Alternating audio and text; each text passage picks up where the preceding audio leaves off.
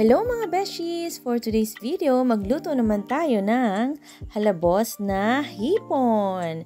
So ayan nga yung worth 200 pesos ng hipon na binili ko sa Talipapa. Kasi nagkikrave na kami ng hipon at since marunong naman ako magluto ng halabos, bumili na lang ako kesa kumain pa kami sa resto, di ba? Nakatipid na kami, nakarami pa kami ng kain. So ayan, ang ginagawa ko dyan ay tinatanggalan ko isa-isa ng bituka yung hipon kasi yung mga bata ayaw nila ng may nalalasahang medyo mapait. Kaya naman, sinatsaga ko talagang tanggalan isa-isa yan. At syempre, tulad nga ng sinabi ko sa mga nakaraang video ko, always cook with love. So, ginagawa natin yung pagluluto para sa mga taong mahal natin.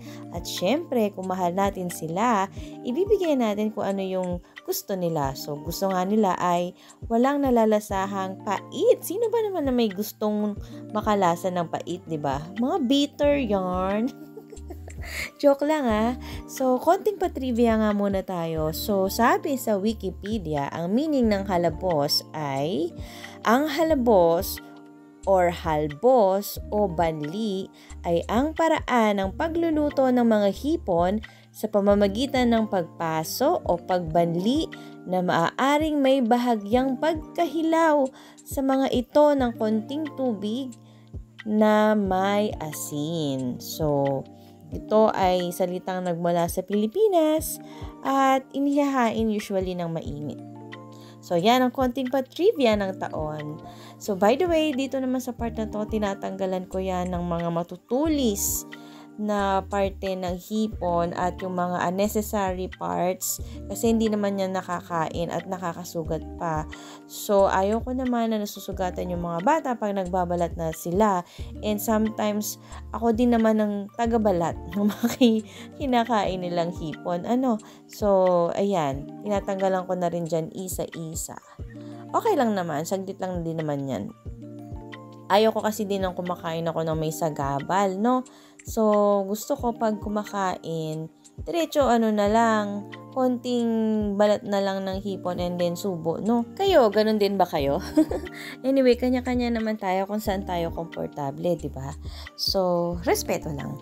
Anyway, maggayat muna tayo ng mga ilang ingredients. Very basic lang. We have bawang, sibuyas, at onion leeks. So, dito sa part na to, nagbabalat na ako ng sibuyas and sinatsaga ko talaga isa-isa tanggalin yung mga balat. Supposedly, kaya ko naman tanggalin yung first layer. Kaso, syempre, nanghihinayang din naman ako, no? Kaya naman tsagain at marami naman akong oras nung time na to. So, ayan, yung paggagayat ko dyan ay tamang panggisa lang at medyo pinas forward ko na nga para hindi naman kayo mainip kung paano ako magayat, Tapos, pagkatapos maggayat ng sibuyas, ito namang isang ulo at kaunti ng bawang ang isinunod ko. So, may hack nga pala akong ituturo sa inyo para madaling matanggal yung balat ng bawang. So, ayan. So, dinikdik ko lang ng ganyan. Tapos, yung pinakadulo, yun yung tatanggalin ninyo. Ayan. And pwede nyo rin siyang ilagay sa speedy chopper para naman medyo bumilis-bilis ang ating paggagayat. Especially kung ang gusto nyong gayat ng bawang ay yung medyo pino. So, ayan, isa pa, tingnan nyo kung paano ko tatanggalin yung balat ng bawang, O, diba? Dinikdik, tapos kinuha nyo lang yung dulo o yung tip and madali na siyang matanggal. O, diba? May life hack na naman kayong natutunan mula sa akin based sa mga naisip ko. Ayan, medyo matatapos na ako dyang magdikdik ng bawang and speedy chopper ko na yan afterwards. Kayo, ano bang mga life hacks na mai-share nyo? Please comment down below para naman may sharing of best practices tayo, di ba? Maganda ba yung sa panonood natin ng isang video o ng isang reel ay may natututunan tayo from each other. So, just feel free to share whatever you can think of kapag nagluluto o anything under the sun. So, feel free to comment down below. So, tingnan nyo naman kung gaano kabilis makapag-dikdik ng bawang using that speedy chopper. At dyan naman sa part na yan, tinanggal ko yung pwede pang itanim. Yes, usually yung mga binibili kong gulay at meron siyang ugat na pwede pang itanim, tinatanim ko talaga para naman sa susunod, papakinabangan ko pa ito. So, bukod sa onion leeks, sometimes yung kangkong, talaga tinatanim ko yan. Or even yung mga carrots, yeah, I usually do that. So, ayan, nagkahit na rin natin ang ating onion leeks at ready na tayong magluto. So, sa isang non-stick pan, naglagay lang ako ng butter. Tapos yung ginayat kong bawang at sibuyas, rekta na. Diniretso ko nang ilagay. O, diba, medyo natatapon pa. May katulong nga pala ako maghawak ng sangkalan, ang aking daughter.